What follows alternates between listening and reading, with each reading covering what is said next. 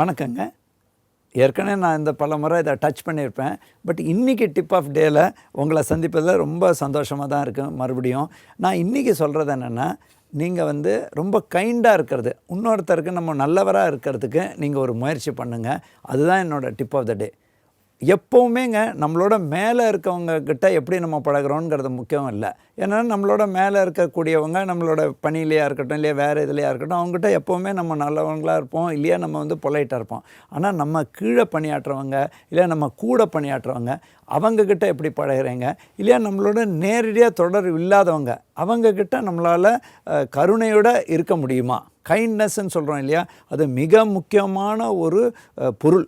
நம்மளால் கருணையுடன் இன்னொருத்தரோட பழக முடிஞ்சதுன்னா நீங்கள் பாருங்கள், உங்களுக்கு வாழ்க்கை முழுக்க திருப்தி கிடைச்சிட்டே இருக்கும். நம்ம ஒரு கருணையால் ஒரு செயல் செய்கிறோம் பாருங்கள், அதுக்கு திருப்பி இன்னும் தேவையே கிடையாது. அதுவே உங்களுக்கு ஒரு எனர்ஜி கொடுக்கும். உங்களால் உங்கள் சுற்றி உள்ள பகுதியே சந்தோஷமாக வைக்க முடியும். Practice kindness. கருணையோடு இருங்கங்கிறத நீங்கள் ஒரு தொடர்ந்து கடைப்பிடிங்கிறது தான் இன்றைக்கி என்னோடய டிப் ஆஃப் த டே. நன்றி, வணக்கம்.